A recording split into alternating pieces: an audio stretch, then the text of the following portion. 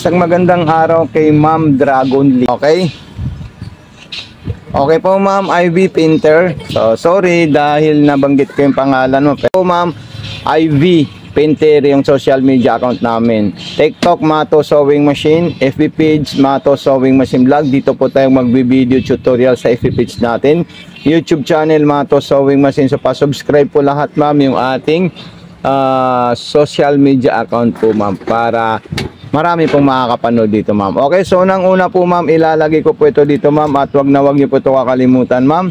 Basahin itong ano natin para alam niyo po kung saan niyo po kami pwede contact about sa concern dito sa ating sewing machine. Okay, unang-una po Ma'am, ito po Ma'am yung ating transformer po Ma'am. Okay, so ito po yung wire niya at doon natin isasaksak sa regular outlet.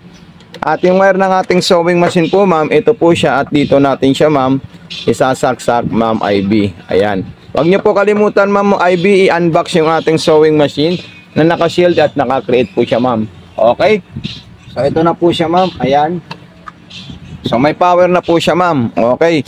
Tapos may on and off po siya dito sa gilid. Ito po siya Ma'am. Ayan. Kikita niyo po siya Ma'am. Yung on and off power na kulay red. Ito walang ilaw pero meron siyang power dito naman po sa ilaw niya. Okay, so ayan po yung unit natin Ma'am.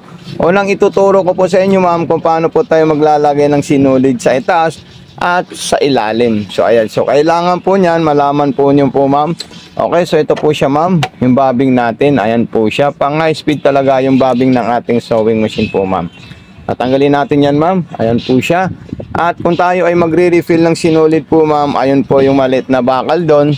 Ayan, itutulak natin doon, tatali natin yung sinulid natin. So magre-refill na po yan Ma'am. So ngayon nga lang, loaded po yung ating bobbing. Okay, so ayan, so ilalagay natin dito yan Ma'am.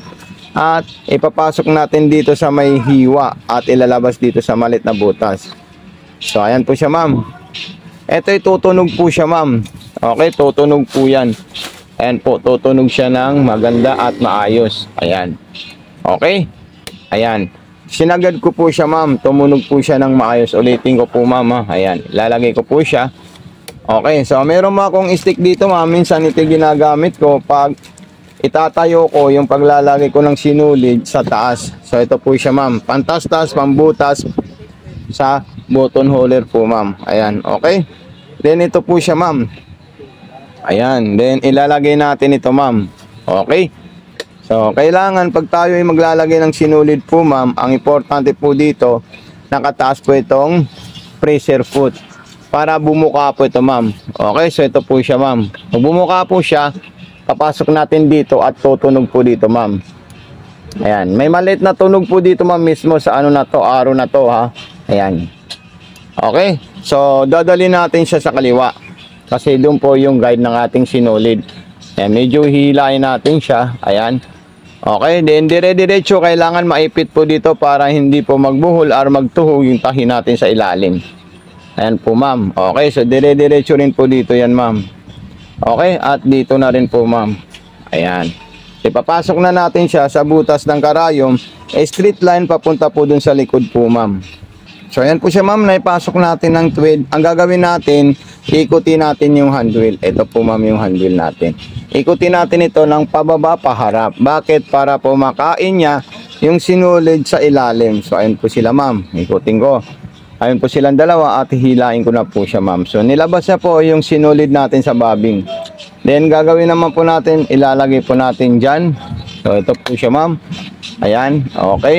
So ayan, so lalagay natin yan ng pang button holder. Tatanggalin natin ito. Okay. So yung button holder natin at yung butonis natin, dito po natin yan ilalagay po Ma'am. Yung bilog mismong butonis ha. Ayan, dyan po natin siya ilalagay. At mayroon po tayong binababa sa itaas na bakal. Ito po siya Ma'am. Ayan, yung bakal. Ayan. Ito po yung guide ng button holder natin Ma'am. Okay. So ayan. So pupunta po tayo sa button holder. At yan na po yung gagawin niyang sizes ng button holder natin Ma'am IV. Ayan. Okay. So button holder po natin yan. Okay. So ituldok muna natin siya. Ayan. So gagawin niya po mismo yung button holder po Ma'am IV. At tatapusin niya po at siya na rin po yung hihinto. Ibig sabihin, no need na natin siya tulungan at i-guide kasi alam niya po yung gagawin niyang button holder po Ma'am Ivy. Ayan, so napaka solid itong sewing machine natin. Huwag niyo po kalimutan, Ma'am Ivy, mag-unbox para sa ating sewing machine at paki-share po sa TikTok dahil kukunin namin doon at isi-save namin po, Ma'am Ivy. Okay? So, cut. Ayan. So, gaganyan natin siya. So, ito po, Ma'am Ivy, yung inang ginawa niyang button holder. Ayan po siya. Sunod naman natin yung maliit. Ayan. Yung maliit naman po siya, Ma'am Ivy. Ayan. Okay, yung maliit. Ito, pipindutin natin yan at iurong natin ito ng konti. Ayan. So, ganun din po siya, ma'am. Tatapusin niya lang po mismo yung button holder natin. Hindi na tayo mahihirapan. Okay? So, ayan po, Ma'am Ivy. Tingnan nyo po, napakalupit at napakasulit ang ginawa niyang button holder. So, ihinto na po yan, ma'am. Ikat natin siya ulit, ma'am. Ayan. Then, itataas na natin to. At ito na po. Ito po yung panghiwa natin dito, ma'am. So, tingnan nyo po, ma'am. Hihiwain ko po yung malaki para makita nyo po siya, ma'am. Ayan. Okay, so ayan po siya, ma'am. Nahiwa na po siya, ma'am. Then tatanggalin natin ito, ma'am, ha? Ayan. Tapos ilalagay natin siya dito, ma'am. Okay, ilalagay natin dyan para safety po yung mga gamit at freebies natin, Ma'am Ivy. Okay, at ito naman po ilalagay natin dito. Ayan. Atong natin dyan. Tapos siya na po yung gagawa ng mga design. Yan kasi ang panggawa natin ng design, Ma'am Ivy. Ibig sabihin, siya po ay universal foot. Ayan, so gagawa po tayo ng straight line kung gusto natin. Ayan. Then dito naman, ayan, pinutin natin ng straight line, ilaw po siya. Dito naman po yung distance kung gusto niya pong malalayo. Okay. So pindutin natin ito, ma'am. Ayan. Then yung reverse, ilong press lang natin ito, ma'am. Ito, ayan. Atras po siya, ma'am, pag naka-long press. Okay. Then, punta tayo sa zigzag na medium. Ayan.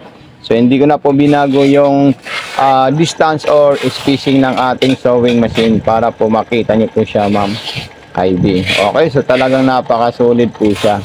Ayan. So, pakat natin siya. Ayan. Okay. So, kailangan itong sinulid nyo po ng galing sa karayom. Mahaba po yan, Ma'am.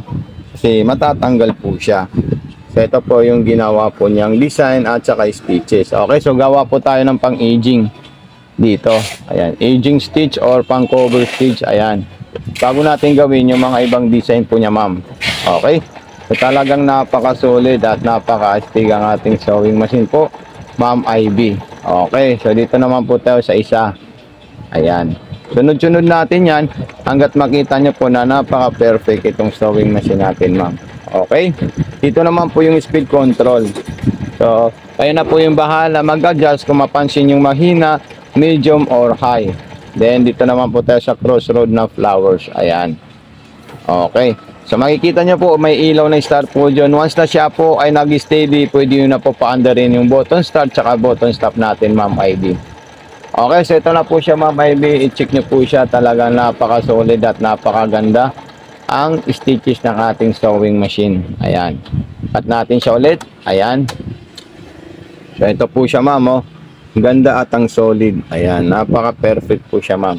Okay, so maraming salamat kay Ma'am Ivy dito sa ating sewing machine. Huwag niyo po kalimutan mag-subscribe, mag-follow sa ating mga social media account at mag-unboxing dito sa ating unit po, Ma'am Ivy. Ayan, talagang napakaganda itong sewing machine na nabili ni Ma'am Ivy. So ito, ilalagay ko na po ito, ma'am, ha? Ayan. Okay, ibabaon natin yung ano natin para maipit. Ayan. Then ito po yung ating pangtastas at ilalagay natin dito yan, ma'am. Okay. Tapos ididikit ko na lang po ma'am ito dito. Ayan. Para po mabasa nyo at makontak nyo po kami, ma'am. So thank you so much, Ma'am Ivy. God bless and more power po. Peace out po, ma'am.